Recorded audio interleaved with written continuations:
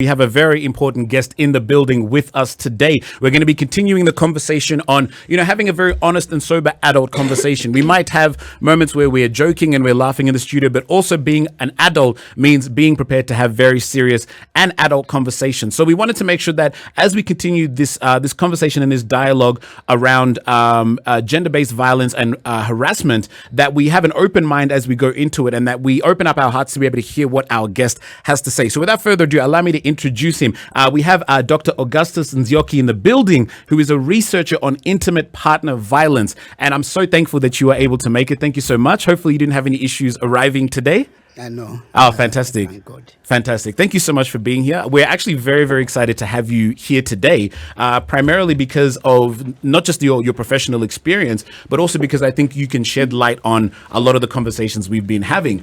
So we've actually just, we started the conversation off by looking at an article that I brought to the table. And it was an article of a gentleman who had reported having had experienced some sort of sexual harassment in the workplace. So I think having you here is a great opportunity to continue this conversation and, sort of learn a little bit more about particularly gender-based violence and some of the social impacts. So I guess to start off the conversation, please tell us about yourself and, how you sort of found yourself in this profession as a researcher. Okay. Good evening, all. Good evening, Daktari. As you have seen, my name is AUGUSTUS NZIOKI. I've been a teacher. And at one point I continued with my education. I've taught for quite a number of years, and but I had interest on, let's say, the less fortunate in the society, whether women, whether the old, whether the orphaned, whether the widows, the divorced, single mothers. I mean, this is a whole L. And because of that, I did a master's on issues to do with single parents, and I did my PhD in from a religious perspective again. This is a philosophy and religious studies at Tupana University, and I majored, purely now on intimate partner violence. Right. But basically, we are saying there are so many forms of violence that are going on in our society, and the worst bit of it all is that the institutions that are supposed to speak against these injustices, these violences, they kind of, one reason or the other, reasons that we may be able to discuss maybe later, they tend to be silent. Right. The church is silent, religions are silent, our leaders are silent. And you realize our that offices are silent. Our offices are silent. And so, even as I was trying to listen, to the discussion that you had, do you know there are so many men who have been messed up? But because of our culture, and I think you understand our culture. When I talk about culture, we're talking about patriarchal beliefs, where the society respects, gives a lot of power, a lot of authority to men. Yes. And because of that, these people cannot speak. Right. And I believe it is a high time we, called spades a spade, came out and spoke against the issues that people are going through. And some of the issues I'm going to raise, from the biblical perspective, will amaze you. Yes. You might want to know that even the Bible itself, because of the culture of of the people who wrote it, these are Jews. Right. These are Jewish. A culture. It was so patriarchal. Yes. And for your information, we are saying Jewish culture or the major religions of the world, that is Islam, Hindu, Christianity, they are all patriarchal. Right. So even as we go even as we want to look at the role of religion, the society, we should understand that it is even those who wrote that book, and as I'll be quoting a few things from the Bible for you to know some of the verses, you realize that they were doing it from a patriarchal belief, from a patriarchal practice, and so that is now what is being used today. And I'm sorry, I'm a believer, I'm a pastor, but it is so bad when a sister reports a case to the pastor, and all she is told, and this person has been beaten, she has been done all kinds of things. You can see a black eye. And she is told, go back and pray. Be more obedient. pray over it. Yeah. And what do we hear next? This woman has been killed, Yeah. the children have been killed, and that is what, made me. Dr. Augustine, I reported to my pastor when I found myself with a black eye, a chipped lip, and I was told, Sister Barbara, let's pray on it. I will call you. I am still waiting for that call. It is 8 years later.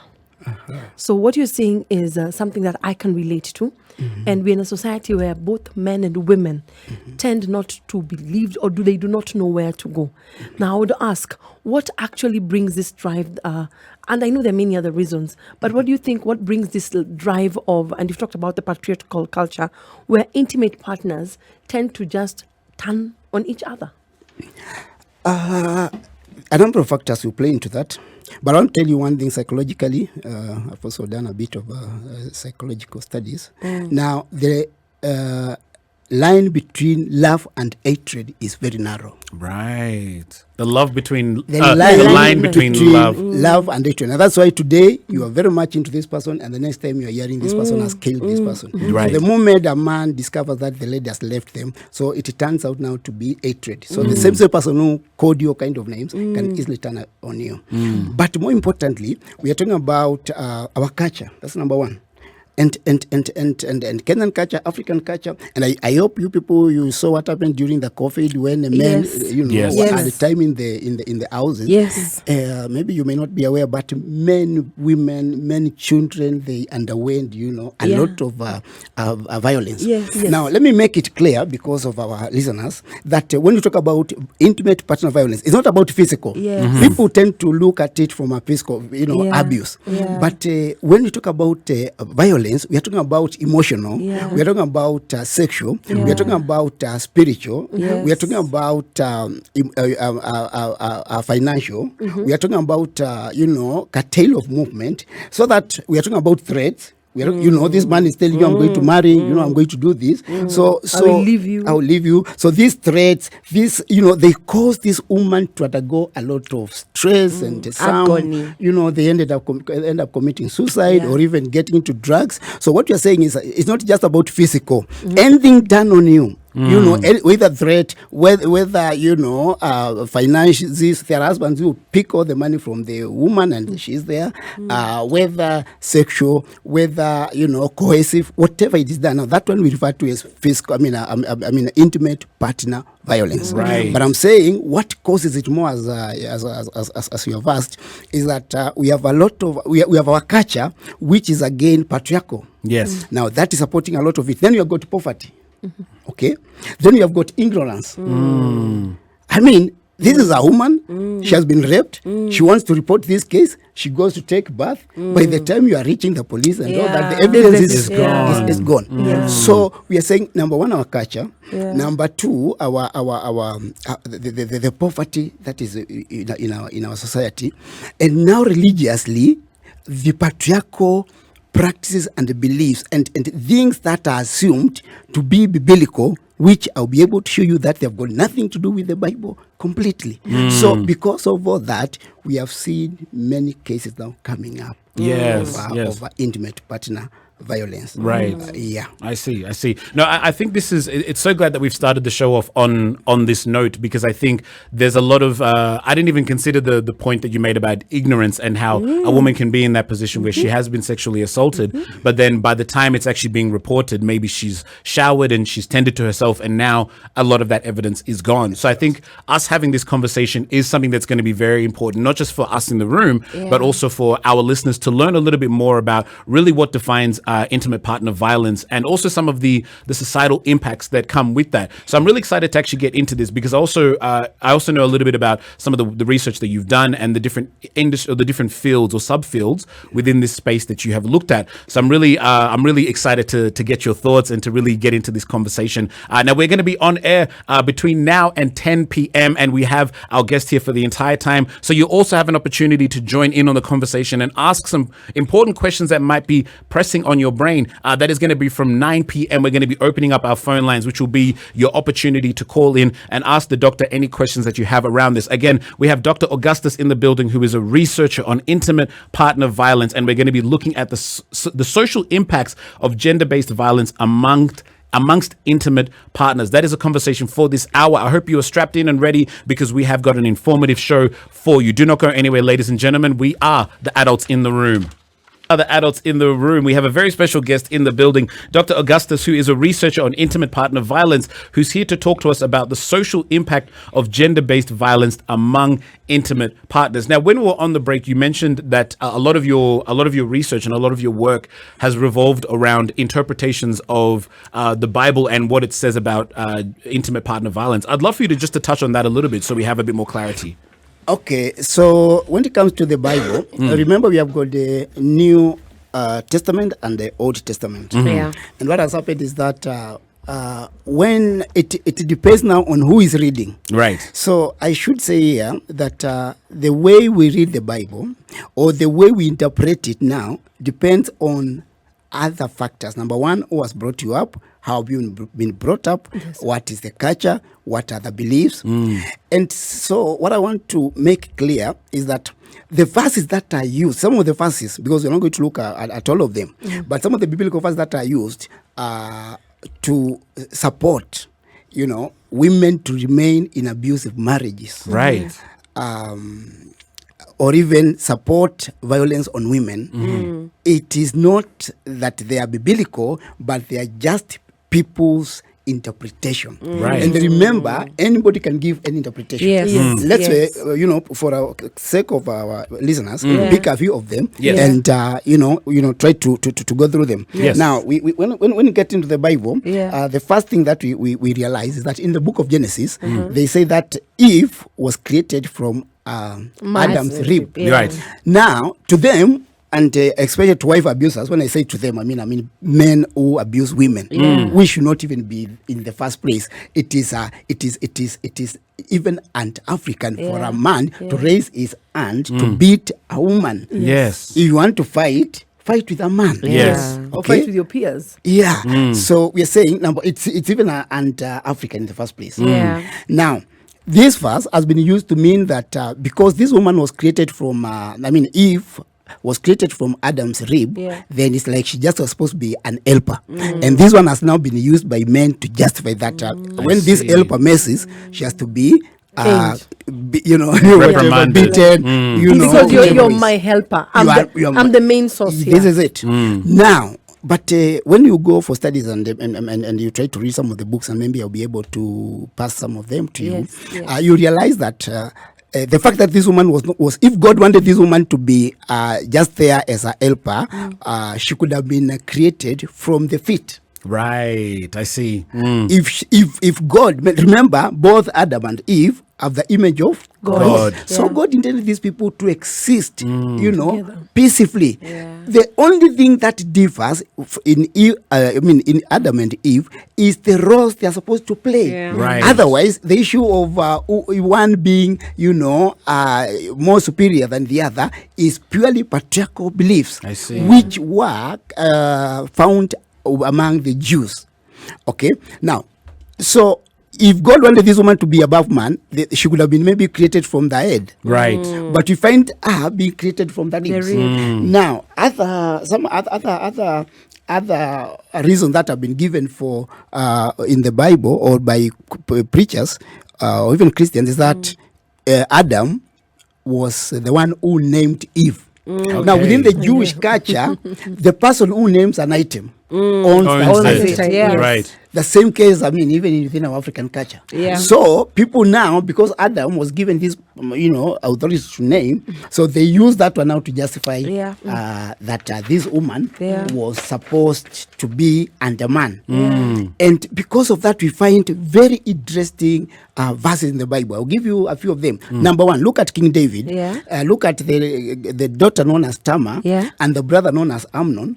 And the brother rapes this daughter. And King David says nothing. In fact, when you go to the book of Leviticus, they are more concerned about the fine that if your daughter is raped, what will be paid Than what is happening they are to the woman. forgetting about the emotional implication of Tamar. Right. And the girl is there, she's wasted, she's chased, and that is in the Bible. And we are saying it is the high time we brought out these things. In fact, one of the solutions that I gave out in my research is that it is time we read the Bible again and brought out these verses, interpreted them right in the right way for manner, so that they can, fit and take care of the interests and the rights of both men and women. Wow. I see. Yeah. Wow. Number 3. That was just one. Now, in the book of Judges, and even, let me not even go to Judges. Look at Esther the queen. Yes. And many of us, we are there saying, this king, how Esther was good. But do you know how many women are to be, to sleep with this man? And they were there to be, these evangelists were picked for 3 years. They are to be prepared for 3 years. Then they have to go to the king. And if the king is not interested in you, that is the end of you. Yes. Look at the time factor. 3 years you've been wasted. Look at now, this person has left with you and you are there. You are gone. That's like sexual abuse. But the way it is brought out in the Bible, we don't condemn it. We don't. So that's what I'm saying. The Bible itself is full of a lot of these verses that are actually oppressive. And the way we preach them is not the way they're supposed to be. We need to identify these sins, these mistakes as mistakes. Look at Lot. Let's not go far. These angels visit Lot. Yes. What happens? They want to sleep with the people of Sodom and Gomorrah want to sleep with the angels. What does Lot tell them? Don't mess these people. Instead, I have 2 virgins. Take these girls of mine and sleep with them. Right. Now, look at that. The level. Old Testament. Yeah. was This is the Bible. funny. Yeah. And Lot is giving out his 2 daughters to be raped instead Of the these angel. people sleeping with the angels. Yeah. These daughters not human beings? Can that one come from our father? And we see that we hear in certain families where you find someone's child has been violated, sexually violated or physically being violated, and the father of the family says, we're not going to deal with that. Bring 2 chickens or pay us a certain amount of money, then we call it truce. That is what is happening in our society.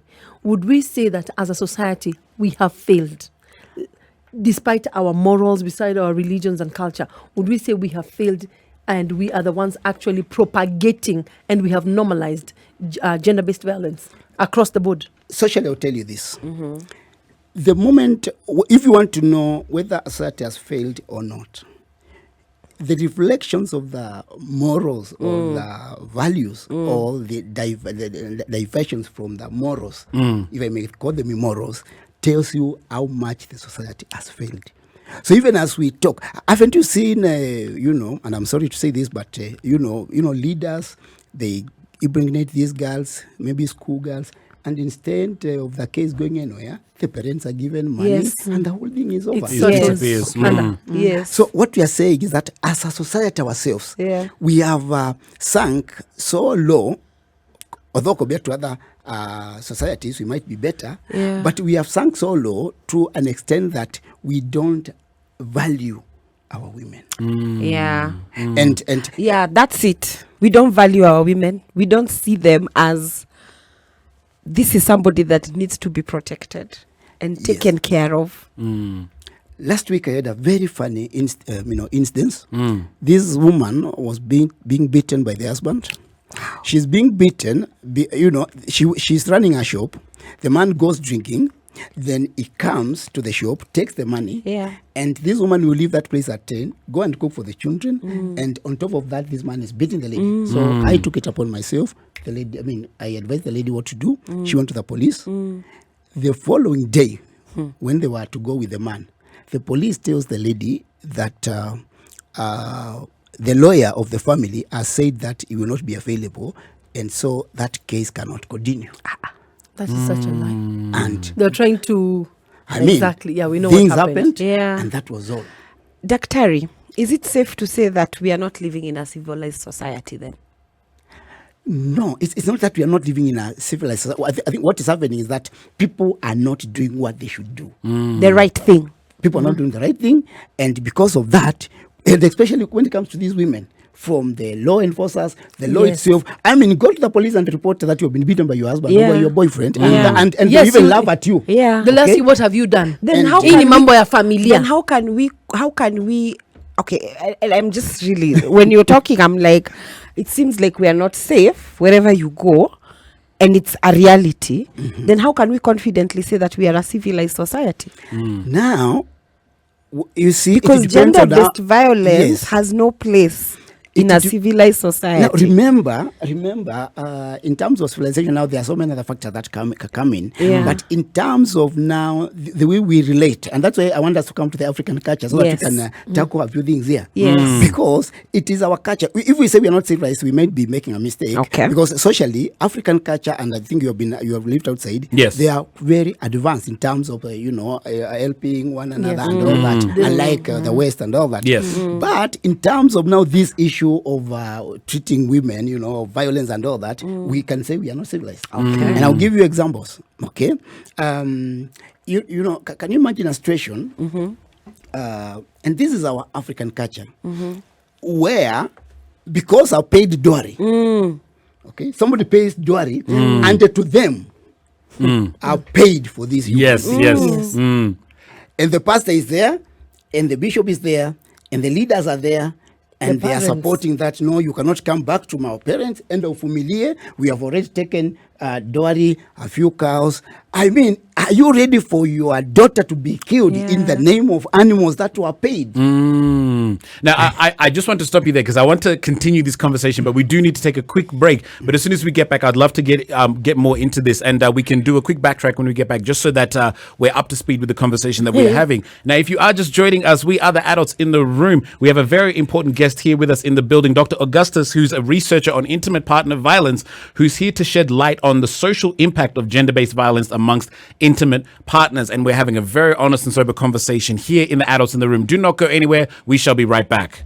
Just joining us, we are the adults in the room. We have a very special guest in the building, Dr. Augustus, who's a researcher on intimate partner violence, who's here to shed very critical light on the social impacts of gender-based violence amongst intimate partners. So we touched on a little bit about the biblical aspect of some of the misinterpretation, or let me not say misinterpretations, but some of the interpretations that we have often made about gender-based violence within the patriarchal system. But I'd love to, I know, Karigo, you asked the doctor a question before we went on the break, and I'd love to get a little bit more into that. So if you don't mind, please ask it again. Yeah, so the question was, and it's referenced from an article that's in the Standard today, on gender-based violence has no place in a civilized society today.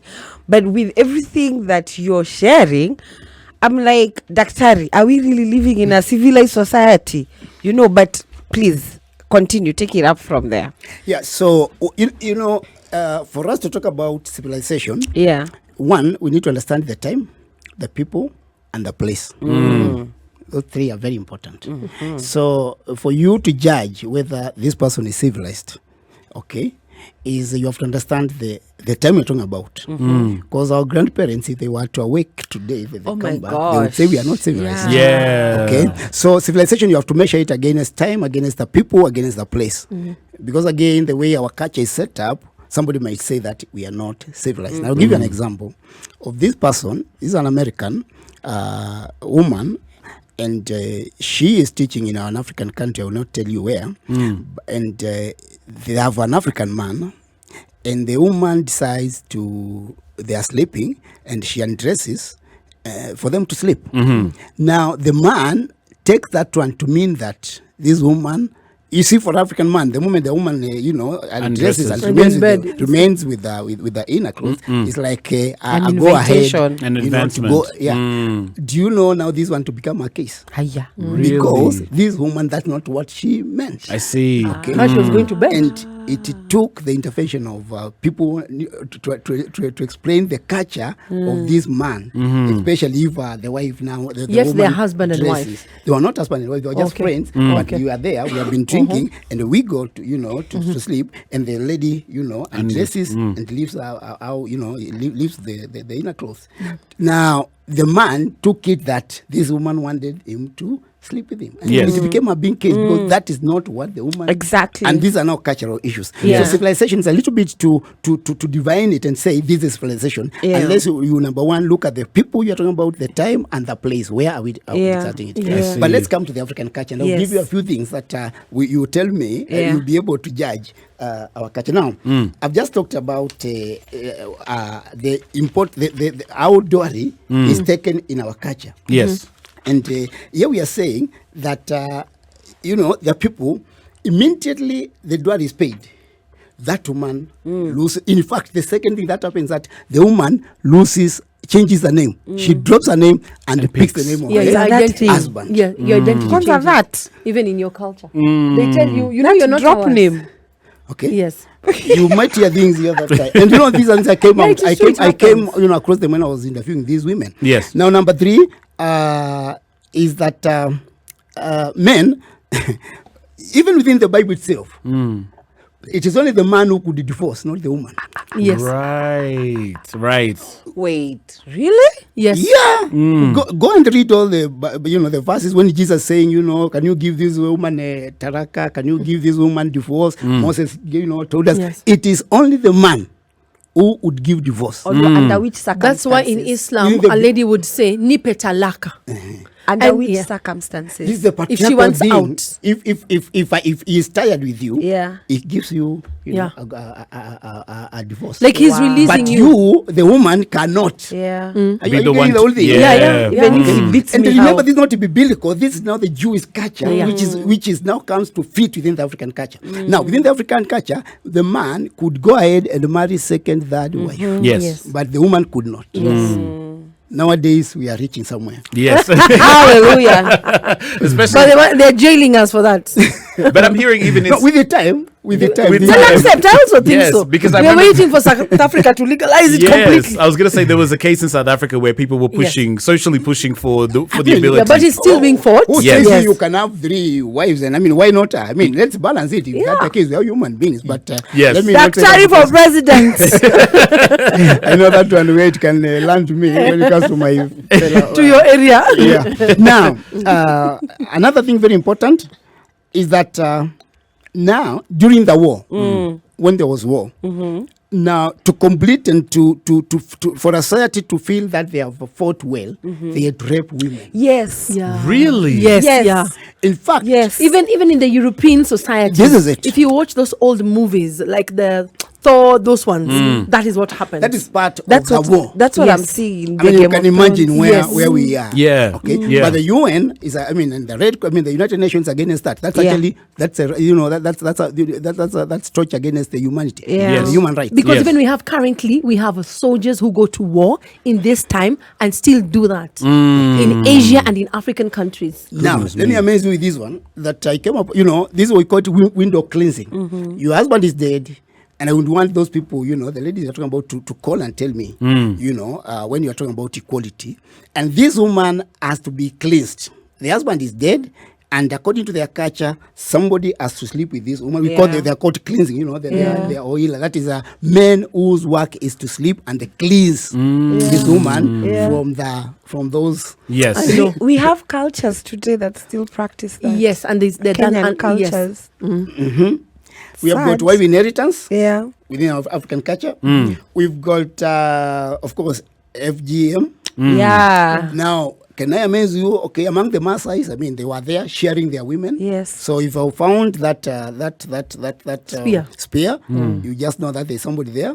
Yes. And we are talking about a time when there is HIV, when there are all kinds of. Yes. So these are the things I'm saying. We must respond to these issues. Yes. Now, there are those, who, of course, who believe, and these are some of the myths, that rape cures HIV. I've heard And this. and Yes. especially It's if a they're very young, bad myth. if they are these young Young people. children. If it's a minor. Okay.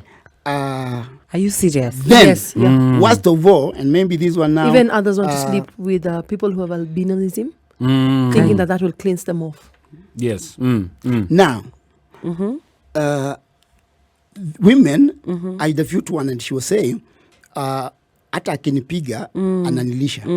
So what I'm trying to say is that women have been socialized to see violence as normal. As normal. And we are here saying violence is not normal at all costs. So there are women, even they are beaten, even they are done what, I'll be able to tell you why those women remain there even besides all they are done.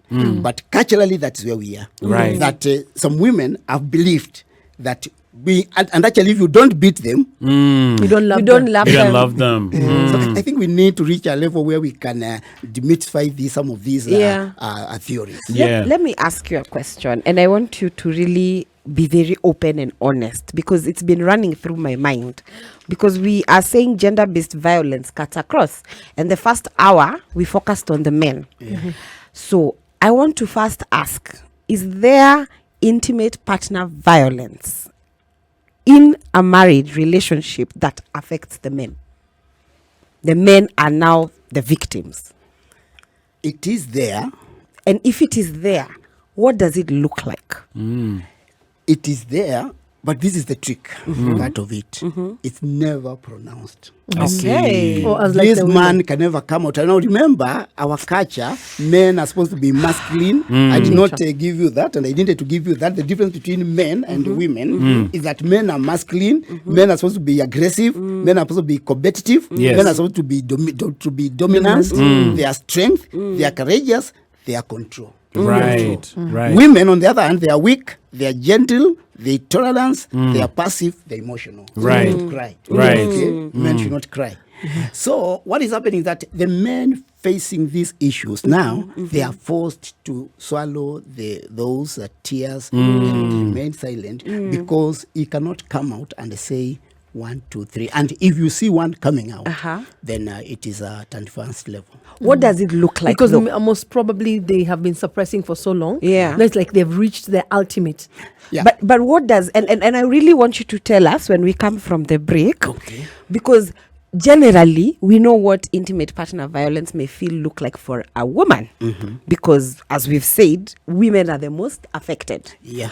However, for the man, what does it look like for a man to say, I was intimately abused by my wife or by my girlfriend? I would really want to understand, and the listener, because maybe someone is experiencing it and they don't know.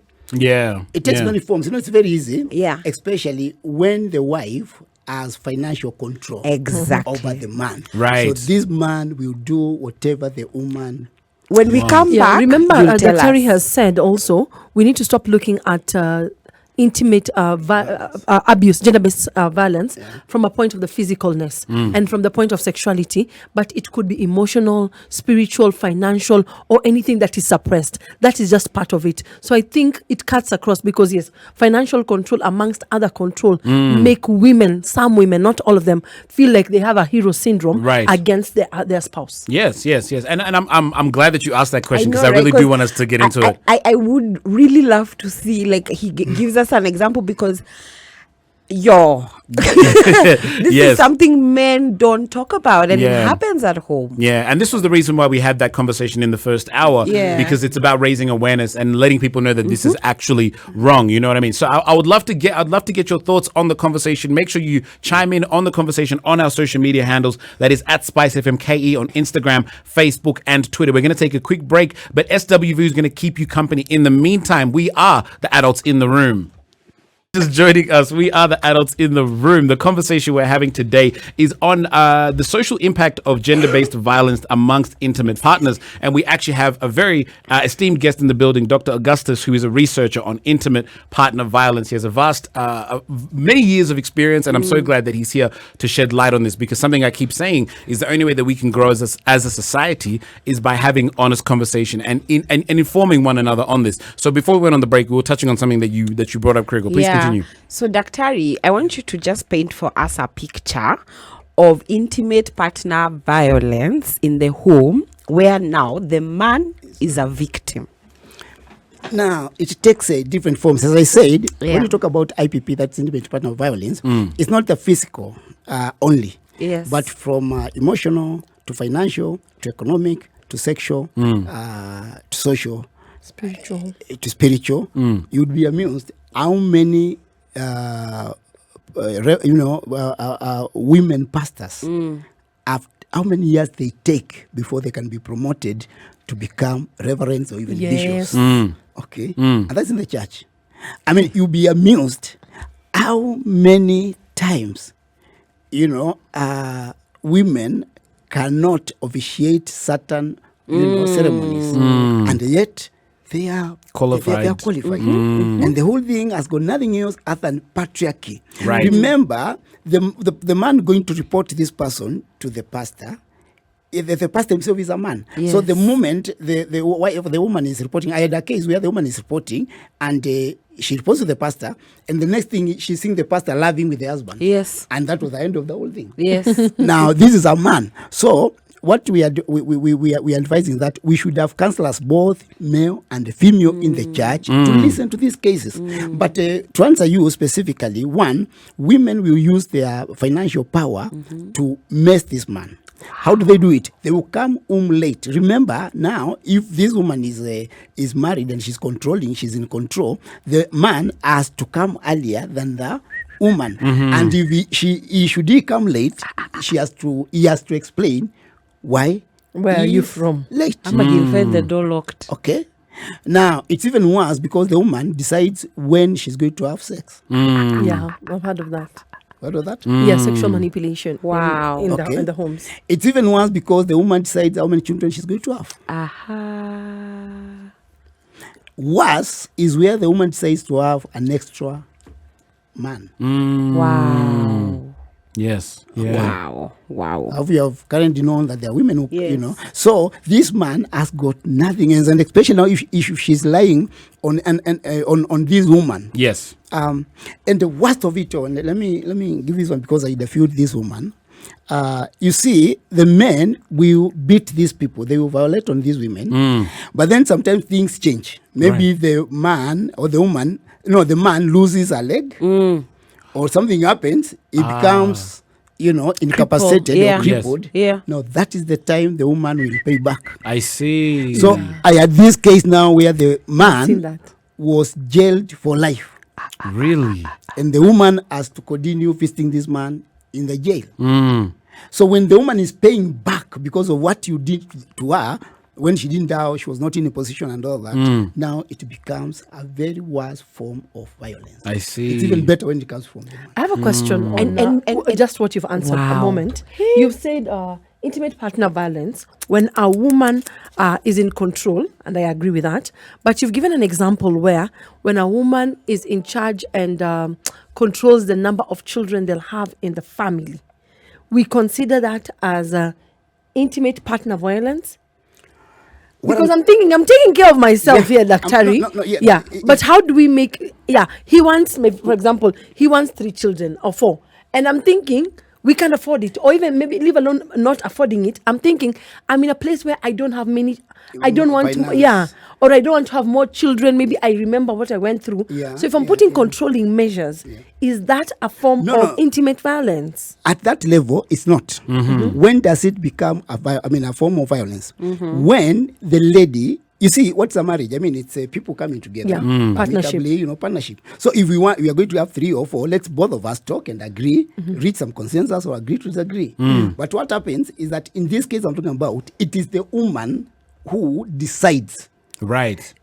irrespective of the deciding- feelings of the husband. I see. Deciding meaning, when we say deciding, does elimination of the child include deciding? No, what they do, of course, I mean, there are so many ways of family planning. Yeah. And so if she decides she's not going to have, or these children, that is all. The man has got no say.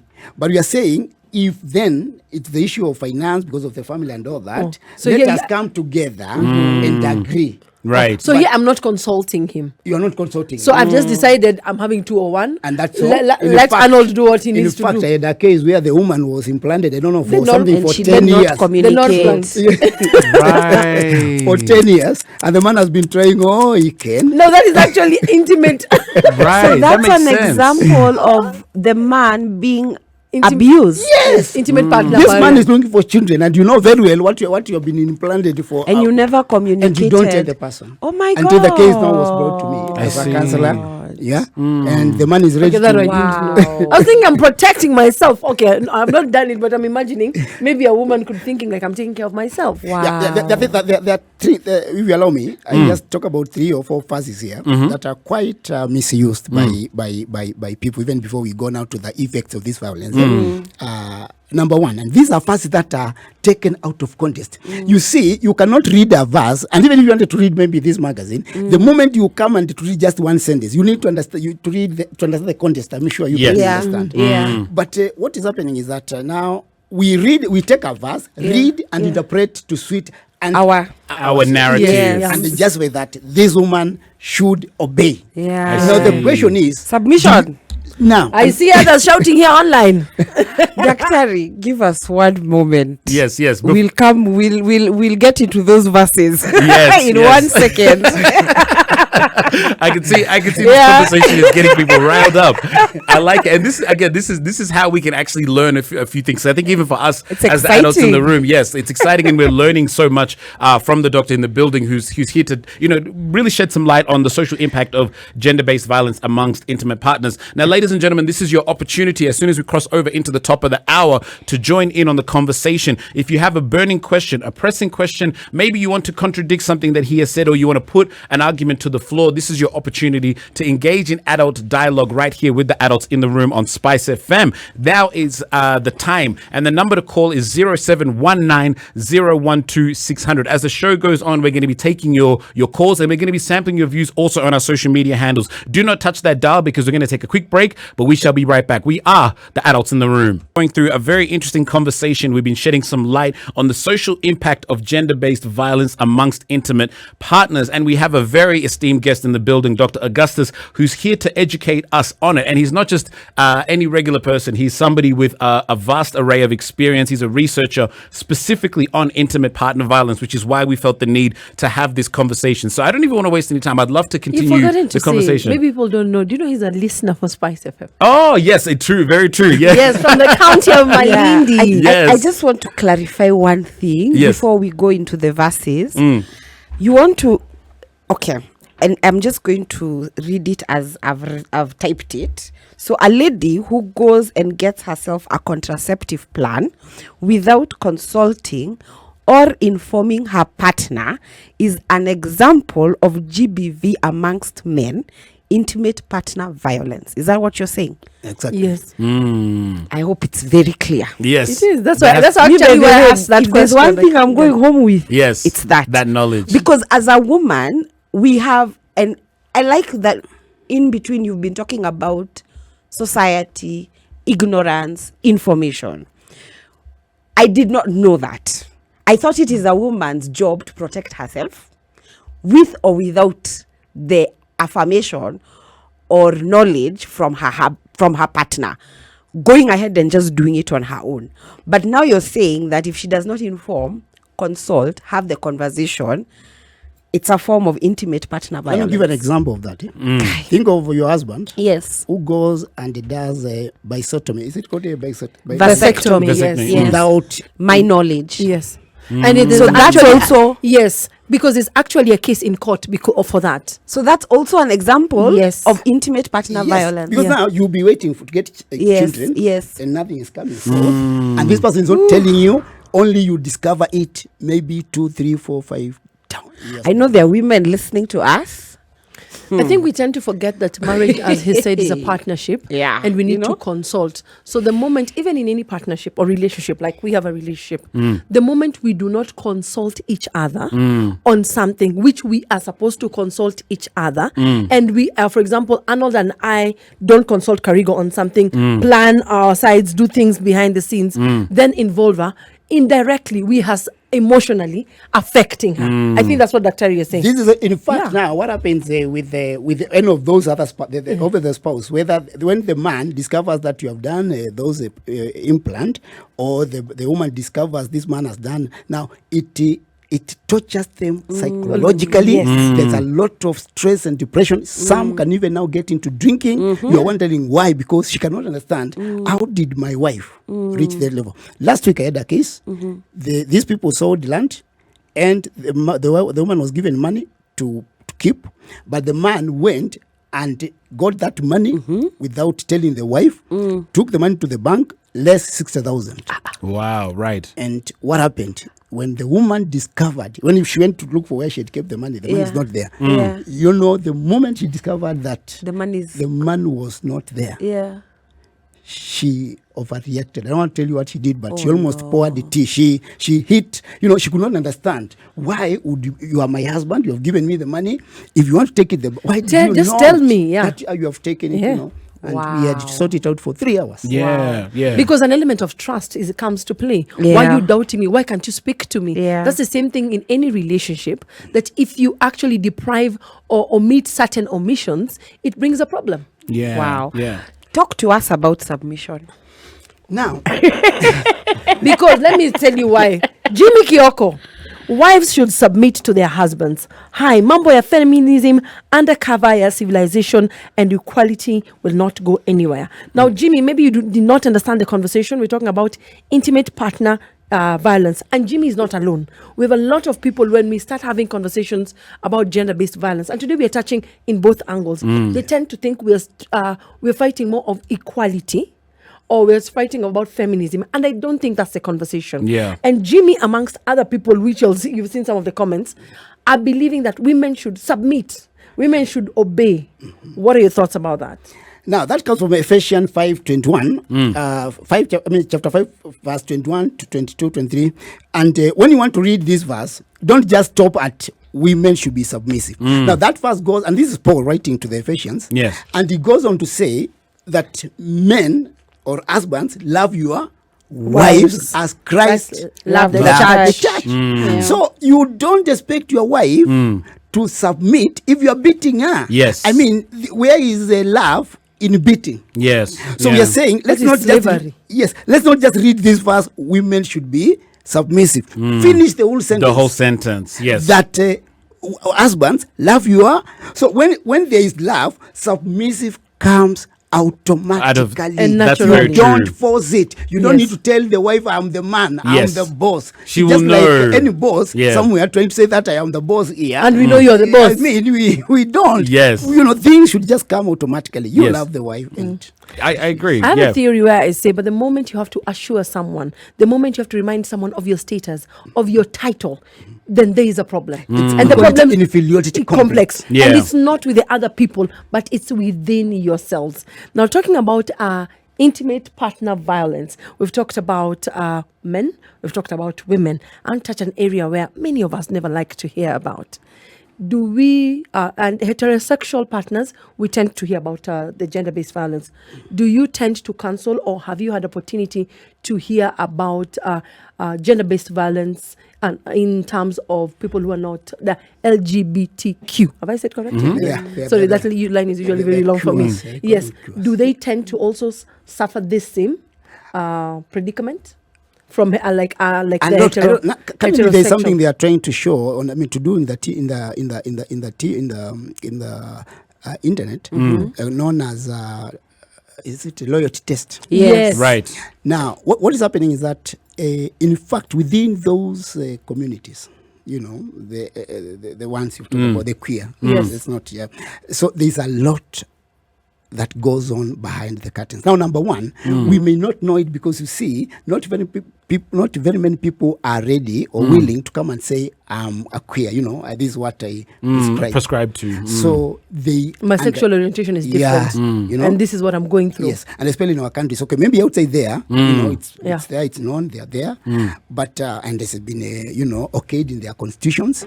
But in our societies, you know, the African culture, there's nothing like that. So what happens is that these people suffer and they have got nowhere to go, because the society itself is against them, Including Right. the church. Even our laws. Including the church. including yeah, the church. because our laws also And- don't give them space for that. No, you see, the church should now come in and intervene and save these people. But yet the church is the one that is constantly condemning And this the community sidelining. and sidelining, and also in some ways abusing, because they are telling them that if you pray, you can change, and maybe this is why this is happening to you. It cuts across. Let me say this because I don't want to be. I don't put myself in problems. Yes. You know, there are these, and we'll talk about, things that are not accepted, that are not biblically correct. Right. So what I'm saying is, the moment you as a pastor, you as a Christian, you realize that this person is doing 1, 2, 3, 4, it is not now time for you to condemn I and see. to call Yes. names. Yes. It is time for you to do all you can to get this person out of that practice. Yes. Yes. Calling names does not Wait, get them out of the practice He or means get of- them of the he's in violence. the practice of violence. Of violence. The practice of violence, Because, yes. meaning getting them help. Yes. Okay. I think what Dr. is putting across is it does not matter your sexual orientation. It does not matter your race, your color, your tribe, or where you come from. The aspect of intimate partner violence should cut across. If someone comes for help or asks for help, they should be helped fast. Stop looking at who they are, what they are, where they come from, or the sexual. That aspect of violence, that is what he's saying, should be stopped. The practice does cuts across women, men, LGBTQ, young, minors, and everyone else. That's Yeah. what he's saying. In fact, let me put it clear. What in Europe, from my study, they have got what we call shelter centers. Shelter centers are places where people who have been violated, or these women, can go and stay. Yes, yeah.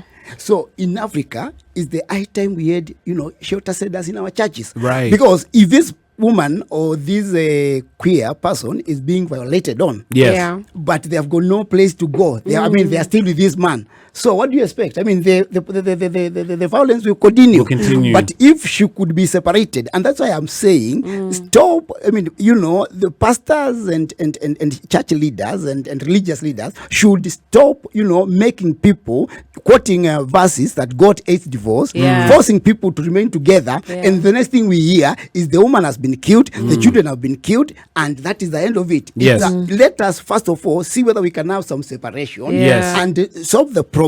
Then later we bring them together. Yes. That's what I'm advocating. And it's very important that, and thank you very much for saying that, because we've seen cases where the queer community should be able to run to the church regardless, because you know the church is supposed to be open arms regardless of color, race, gender, right? And it's good that you brought that up. But what I want to know is, so now Arnold and I are getting married and we come to your church for premarital counseling.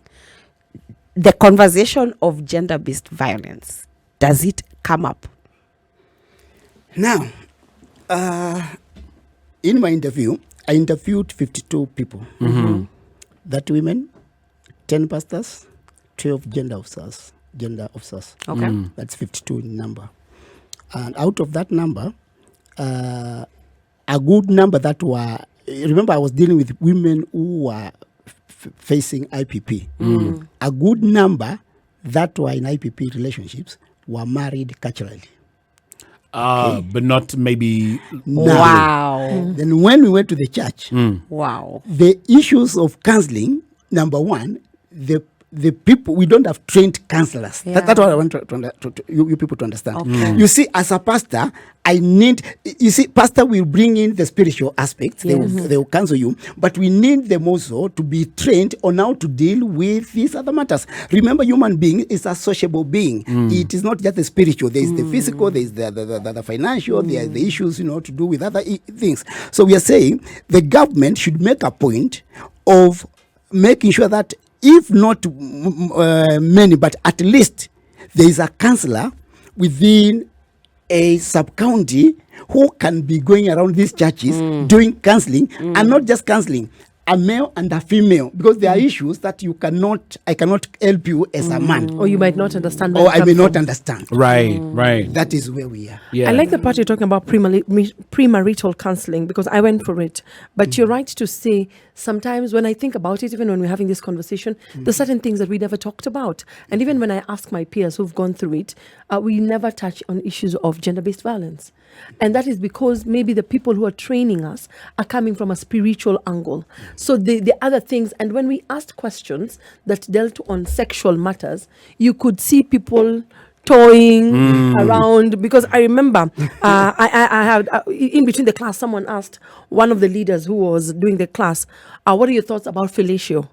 And that question was never answered. Right. Yes, you get, because people had different thoughts. So when it comes to, I think, aspect of sexuality, aspects of our economic growth or our social upbringing and how we should develop, we need to do better as a society.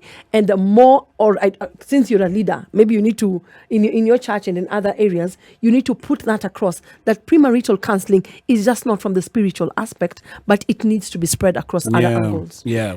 let me make this clear. Don't understand. Let me make this clear. Yeah. As we talk today, Yes. we don't have a universal counseling manual, Uh-huh. guidance and counseling manual For the For church. primary- for the church. Yeah. So each church Does its own. they have their own way of Yeah. doing it. But in our research, Yeah. we came and there's a chapter 7 which talks about recommendations and suggestions. Yes. So our recommendation was, can the church, that is the body of Christ, Yeah. irrespective of the denomination, Yeah. come up together and have a universal accepted form of guidance and counseling that should be faced by the couples who intend to, by the people who intend to marry Yes. across the board. Yes. Because Like we a don't basic have- rules. Yeah, because what is when we have got so many people calling them pastor, and I'm sorry, I'm not there to judge, but now there are so many churches that have come up, and there are so many denominations and all that. So all we are saying is, can we have a universally accepted, Yes. so that we know before these people marry, they will cover this topic, the children, money, Yeah. what, and all, Yeah. so that this one will help a lot. But currently, even as I went around doing my research, we don't have any universal accepted guidance and counseling manual. Yes, yes, and I like the fact that you've said that, because I do think on a societal level that will give us a baseline Yes. in which we can have such conversations Even and we can accountability. educate. Exactly. Yes, and I 100% agree. So let's continue the conversation. Now is your chance to join in on the dialogue. The number to call is 0719-012-600 if you have any questions. And obviously we have our social media handles at SpiceFM KE on Instagram, Facebook, and Twitter, where you can ask your questions and share your thoughts on the conversation. If you are just joining us, we have a very special guest, Dr. Augustus, who's a researcher on intimate partner violence, who's here talking to us about the social impact of gender-based violence amongst intimate partners. Do not go anywhere. We're going to be right back. We are the adults in the room. If you are just joining us, we are the adults in the room. We have a very special guest in the building. We have Dr. Augustus, who is a researcher on intimate partner violence, who's here to talk to us about the social impact of gender-based violence among intimate partners. And let's see what some of the callers are saying. Hello, Spice FM. Hello, good evening, guys. Good evening. How are you? I'm fine, thank you. It's good to hear from you. Please tell us your name and where you're calling from. If you'd like to share. This is Edith Mombi. Edith Mumbi. Yes, and I have a question for the guest. Yes, please. So, I would like to ask, silent treatment, yenye tunaita vita baridi, is it some kind of violence, how do you go about it? Because if you're not bruised physically, then emotionally your heart is bruised, you don't know what to do, you don't have anyone to talk to. How do you go about that? I see. So do you mind just asking the question one last time, just so the doctor can make sure he's heard you clearly? I was asking how do you go about silent treatment? As in when you are a couple in the house and nobody is talking to another, and there's something that has happened, Right. and you need to discuss it, but nobody is ready to talk. Because I was once in that situation, Yes. Yeah. and up to date we didn't discuss it. Wow. It just disappeared. As It was in, swept under the we carpet? started talking like nisaidie maji, as in it disappeared like that, and we didn't settle that issue. So I don't know how to go about it. Right. Okay. So, Dr. just in case you missed part of it, she's asking, when it comes to silent treatment in a relationship. First of all, is silent Oh, is treatment a yes. form of IPV? Right. And when it happens, Yes. How do you then handle this? So is silent treatment a form of, IPV? And in the case that it is, how do you then handle it within the context of a relationship? Now, every relationship, one of the most important thing in a relationship is communication. yeah. Right. And even in the place of work, leave alone even just in issues of relationship. So when there is no communication, there is already a problem. Aha. In fact, keeping quiet itself means there's a problem. Yeah. It's just like beating your child. If you cannot, first of all, the fact that you are beating this child, it means that there's something that this child has done that is wrong. Right. But on the other hand, have you tried maybe to communicate to stop this person from doing this action? I don't know if you're getting my argument. Yes. Okay, so that fighting is actually a failure by itself. Now, silence, keeping silent, both of you, it means there's a failure because we cannot be able to solve the whole thing, and that's why each person is silent. Now, how do we go about it? Number one, And there's been this person was giving out these examples. I don't know who it is. That the woman, one of the spouses got an attack at night. And they had not been talking condition. In terms. And I think I don't know that it's epileptic attack. Yes. Oh, So yes. he's trying to touch the spouse, Yes. so that the spouse can help. But remember, they have not been talking terms. I see. And the person ended up dying. Oh my Goodness. So God. what am I saying? I would advise, number one, don't remain in a unresolved issue. Right. So the question is it a form of violence? Is it a form of violence? A big one. Why? Because it tortures now these people, and if it's the man who has messed up and is silent, it tortures the lady, psychologically. Yes, There's yes. stress, there is, and it can even advance to depression, anxiety, and all that. Okay? Now, how do you now solve this? Number one, get another person. You can use the relatives. You can use the pastors or the church leaders or religious leaders, and if worst come to the worst, you can still use a counselor. There are counselors, across the country, Yeah. who are trained. You can visit those ones, and you people, your issues will be solved. Yes. So it's dangerous to remain silent, and it's a form of violence. Yes, and I think I'm glad that we touched on that, because I think, as we said, this concept of gender-based violence, like you said at the beginning, a lot of the time we associate it with physical violence, but there's so many other nuances to how this can actually take place, and how you can actually be affected by gender-based violence. It's not necessarily this physical interaction. Yeah. It can be, like you said, silent treatment. It can be mental and emotional torture, or deprivation, things like that. So Yeah. I'm glad that we actually are having this conversation. Now, I wanted to ask a question specifically around the dynamic of culture and how culture influences what we perceive to be considered gender-based violence in our society. Because I think you touched on something earlier where you said, maybe for me, with my experience living abroad, these kind of conversations are spoken about a lot more. It's publicly known. There's public information.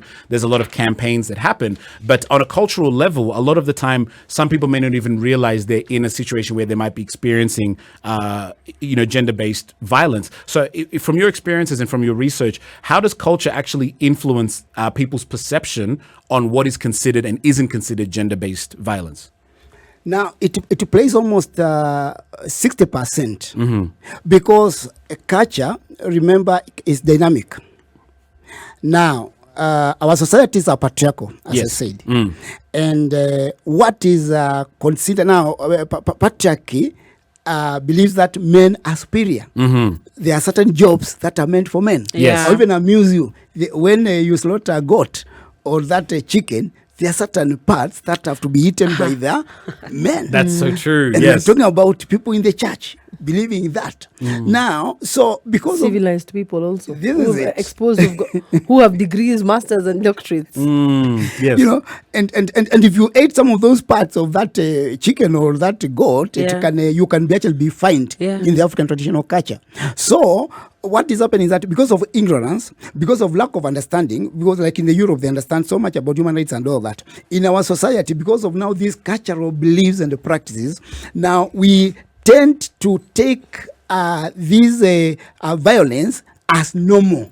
So culture, we say, socializes women to accept the violence. Right. And as long as the man is providing, and as long as the man is not using a knife on me, and as long as the man is not using something that can, permanently injure me, we are saying it's like it's normal. Right. But I'm saying it should be stopped. Right. And we need the government, we need the church to come out and speak against these practices. Yeah. Now, it is even worse, and I will amaze you.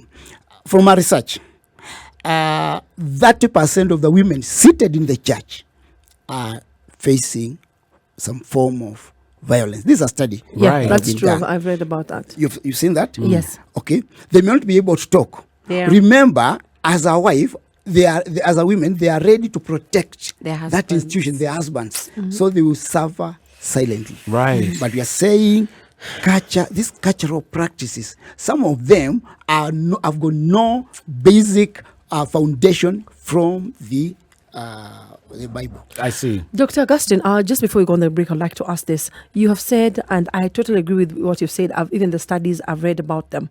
Now, is it possible, hypothetically, that because of our culture normalizing gender-based violence, we have a group of people in our society, most of the young ones between the age of 30 going above, that are now looking at marriage as something they don't want to get into?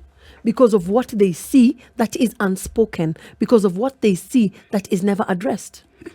In fact, it's not just getting into what is happening now with the current society because of technology, advancement, information, and all that. Now it's like it's becoming more of a contract. That I can just come, we stay for 2 months and all cohabiting and all that, so that actually the society is drifting from what is supposed to be marriage. And the things going on in the in the institutions, in the society, our youth, they don't see the logic of that marriage, and that's why even if they get married now, we have got so many cases of separation, divorce, and all that. Yeah. So I think I like the fact that we're on this conversation, particularly about the youth and their perceptions around what marriage is now supposed to look like. So I guess, and maybe we can answer this as we come back from the break. But how can we then inform, I guess, appropriately inform the youth of really what? Firstly, what justifies gender-based violence and what they should expect going into a union as they get older. So I think as we have this conversation, we'll be able to answer that and hear your thoughts as soon as we get back from the break. Now, I do see all the callers coming through. Thank you so much for everybody that is trying to get through. We're trying to ensure that we give the Daktari a chance to give us as much information, but also chime in on your calls. So we'll be endeavoring to answer the calls as the show goes on. Do not change that dial because we want to continue to have these conversations, and ensure that we can enlighten people as much as possible within the time that we have our esteemed guest in the building. Now, if you're wondering what the conversation is for today, maybe you've just joined, we have a very special guest, Dr. Augustus, who is a researcher on intimate partner violence, who is shedding light on the social impact of gender-based violence amongst intimate partners. Those situations where you are married and you may not even realize that you're experiencing some form of gender-based violence. Not all of this violence is one that is physical, one that is very overt. A lot of the time, this can happen on a very subtle way, and it's our job here as people in media to not only educate but inform in the presence of an esteemed guest who is a researcher. So make sure you keep your dial locked. We're going to take a quick break, but as soon as we get back, we're going to continue to sample your views via social media and via our calls. We are the adults in the room. If you are just joining us, we are the adults in the room. We have a very special guest in the building, Dr. Augustus, who's here to talk to us about the social impact of gender-based violence amongst intimate partners. He is a researcher specifically on this topic, which is why we felt the need to actually have him in the studio. And as Barbara mentioned on the previous break, he's actually a listener of SpiceFM. So it's a blessing to obviously have you here with your knowledge, but also knowing that you also listen to the show. Now, before we get to your question, I just want to answer a call. Hello, SpiceFM. Hello. Hi, sir. How are you?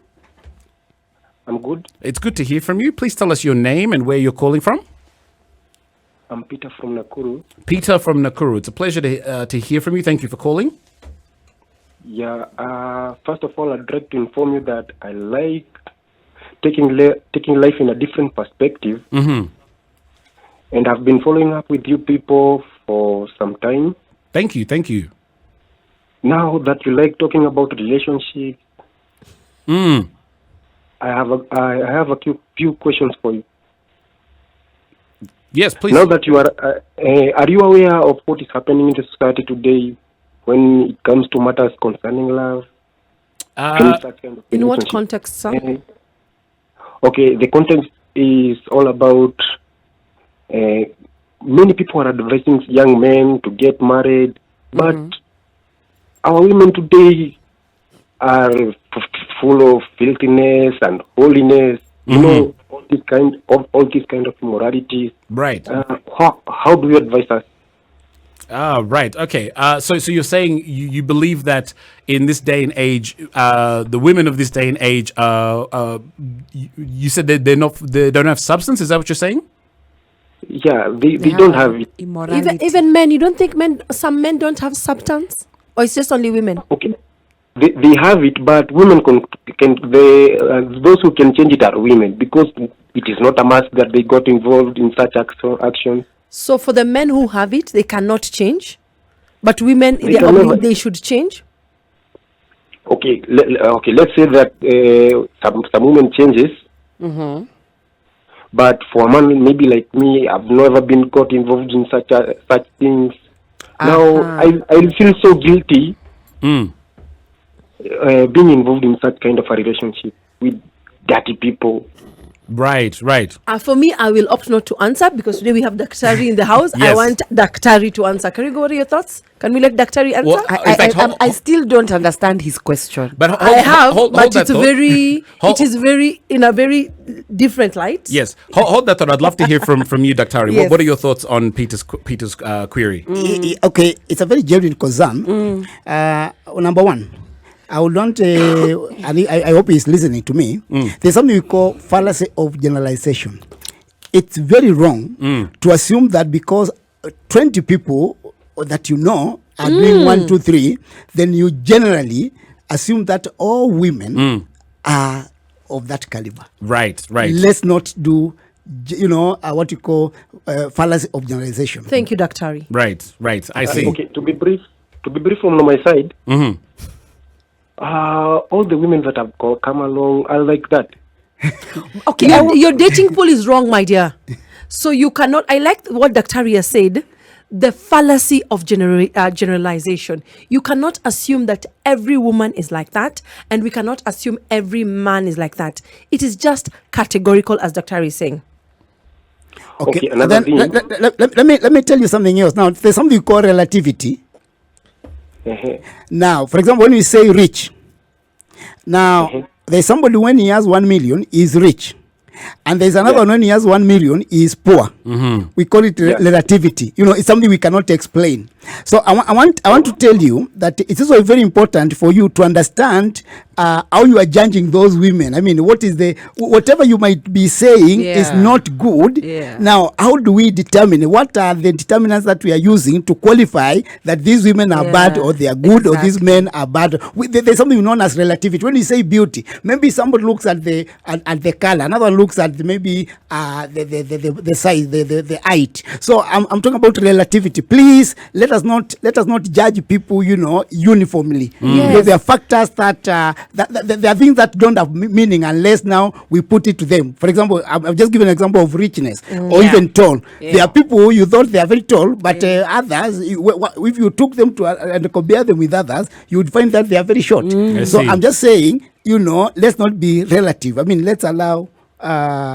Give people their space also. Yeah. So I think Peter, what Dr. Augustus is saying is that we have to understand that everybody is unique, and even if your experiences have shown you one thing up until now, it is not a justification for something that should be applied to every person of this caliber. So in the case of, let's say you've come across certain women in your life who have shown you one experience. It isn't to say that there isn't someone out there who can meet your caliber or meet the expectations that you have. It just means that you haven't come across them yet. And where are you getting them? That's another question. Timing. We spoke about this yesterday. Similarities. Who are you collecting? Look at yourself, introspect. And before you consider yourself as perfect or God's gift to everyone, ask yourself, what are you offering? Right. I heard because sometimes we forget. Yes. Like we can have a list of Barbara has 10 things about herself. And as Daktari is saying, relativity. I am expecting what I am not giving. Right. So I hope that answers your question, Peter. Hey, I can get you. Yes. Thank you so much. And I appreciate you calling and for sharing your insights. Thank you so much. Thank you too. Take care. Hello, SpiceFM. Hello, sir. Hi. How are you, sir? You're talking to Ken from Nairobi. It's a pleasure to meet you. Do you have a question for our esteemed guest today?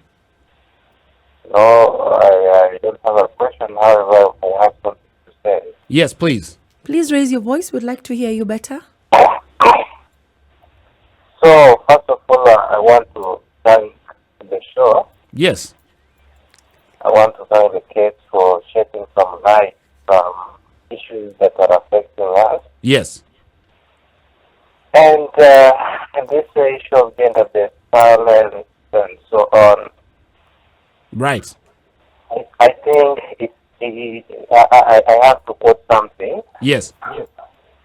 we have love of power Yes. and power of love. Right.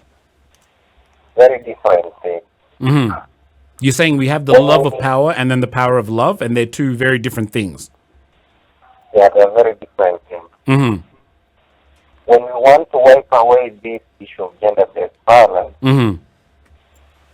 then power of love must supersede the love of power. The power of love must supersede the love of... the power of love must supersede the love of power when it comes to gender-based violence. Yeah, when we want to wipe it away. Right.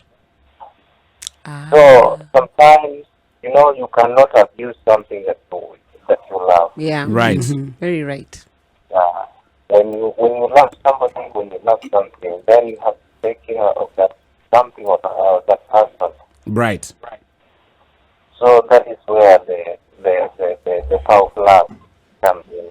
That's a very good analogy. I've never heard that before, and I'm glad you called and shared that because I hadn't thought about it from that perspective. Yeah. Yes. Okay. Well. And then the other thing is, nashukuru sana the guest. Mm-hmm. Amefanya nimesoma mambo mengi kutoka kwa Biblia. Asante sana. That's kwa a point. kusikiza. That's a point. So, sikuwa najua ya kwamba our ladies walikuwa violated since the beginning. But nimejua. Right. Right. However, Mm-hmm.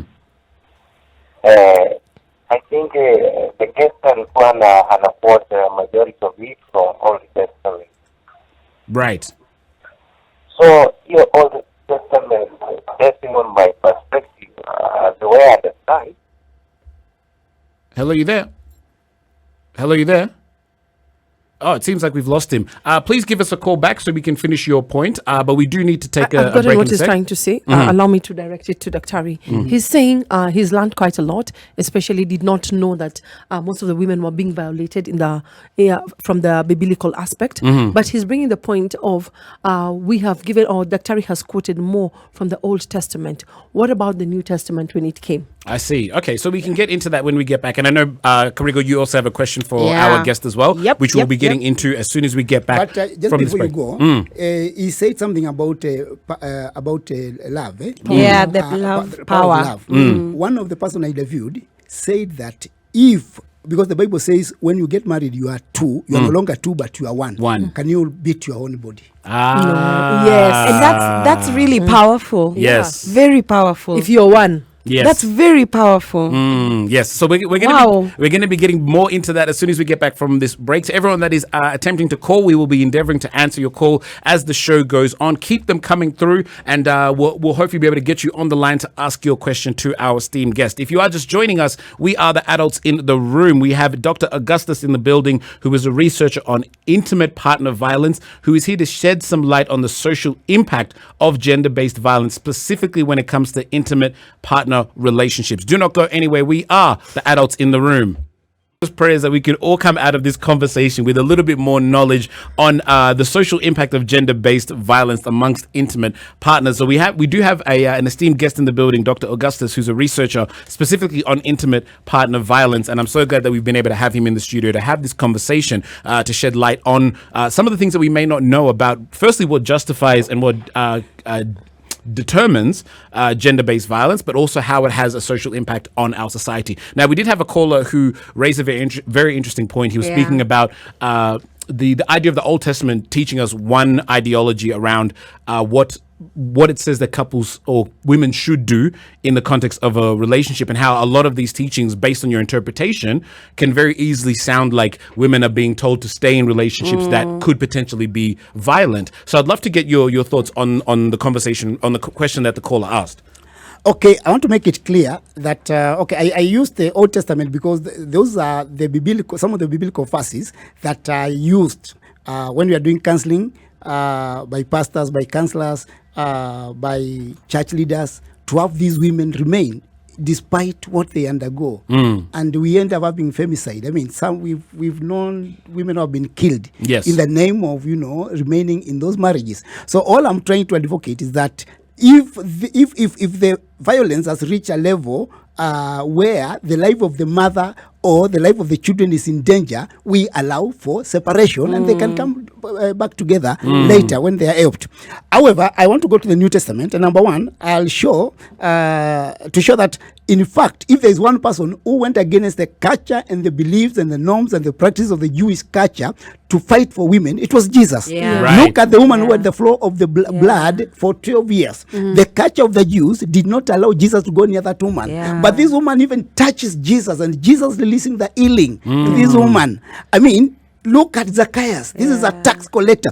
In fact, when Jesus is going with these people, they are saying this man is going to the house of a sinner. But Jesus does what? He goes to that woman. Look at Mary Magdalene. This is a woman who was a prostitute. It's a Mary But, Magdalene. I mean, she is busy wiping Jesus and they are complaining, But Jesus went out of his way to show that women should be respected, women should be given another opportunity. It is nothing bad, whatever these women had gone through, whatever evils they had committed. Somebody like Mary Magdalene, who was known as a prostitute, professional, but Jesus blesses her.